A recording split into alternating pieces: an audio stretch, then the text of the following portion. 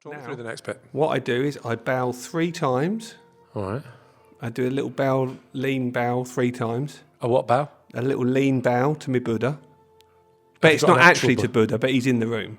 Have you got a statue of Buddha? Yeah, I've got that little... Have I shown you that little laughing one that I bought last year? We've been through this. That's not Buddha. It's the laughing Buddha.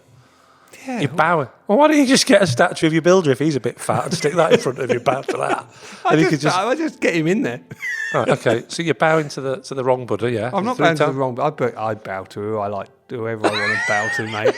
Well, bow to me then. No, I don't want to bow to you. Okay, so you bow 3 times to get false profit. Then what do you do? But I'm not bowing to him, and you know this from the book, Beginner's Mind, Zen Mind, Beginner's Mind, whatever it's called.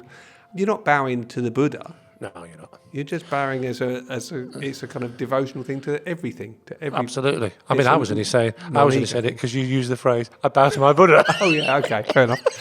So then I sit, do my kneeling position, and I get the. You're not bowing to your cushion.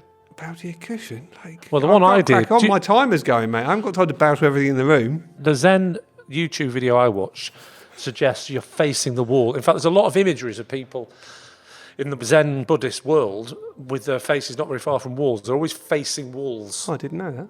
Well, now you know. So I then get my blanket. Oh my God! Yeah.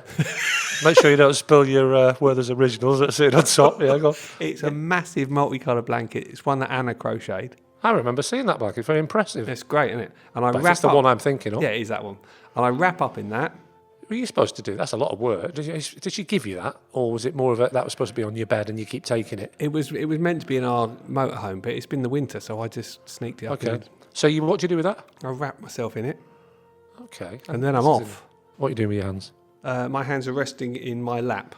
And are they? And you can't prove otherwise. Are they in that position, which I can't remember the name of, which is cupped together, facing upwards? I don't know. I've never really got my head around that thing. I think it's supposed to cup them together. Well, that's what I do naturally, so that's good. Right. Although I can only describe it, and I'm not being facetious. It's the only way I can describe it. Imagine you using 2 hands to cup your testicles, then you remove them away from the testicles. That's I do half of that. What, you're still half cupping them? No, I'm not. I'm still fully cupping them. That's why I've got the blanket on. I thought you meant you pull them away, but you feel insecure now not touching them, so you just half move them away. Okay. To be clear, you were using 2 hands to cup 1 testicle. Well, you meant you don't move your hands at all for your testicles. Well, the blue one needs cupping because it won't. It's not happy on its own. The blue one needs cupping. Now you've got this week's episode title. I've got to write that down. Don't write it in your green book. That's for Buddhism only. Or there's notes about the podcast go in the blue book? No, in the green book? none of it. No, it's only the little... Just little. Have you got any other colour books? It's not that Max Miller thing, is it? You know, the red one. You know that story about the red. Again, like your references. Well, you know, this is the red. Anna said the other day, even I've never heard of Sasha Distel.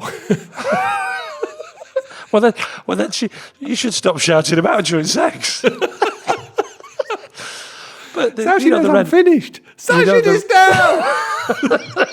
You know the red book and the blue book? No. It's an old famous thing that Max Miller used to do. Only if you know. It's only famous if you know who Max Miller is. You've got to know who Max Miller is. You know Max Miller.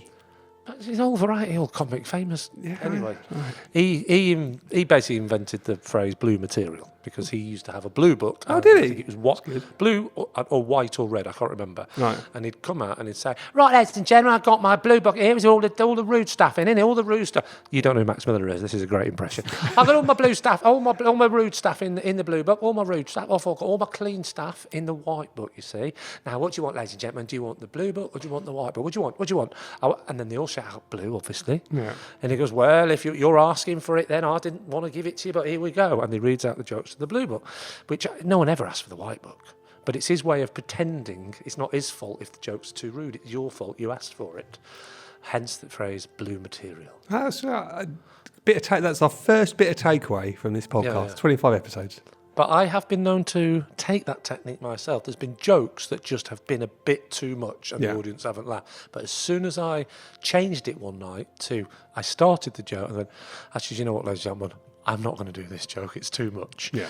They'll go, "Oh, do it. Yeah, on your head be it. And then I do it. And of course, then it works because they think that they've made you do it. Yeah. They don't realise that every night of the tour you ask them and they say, "Yeah." Yeah. Well, they will now after this, but, well, they won't because You're not on tour. they're not on tour. No one's listening to this.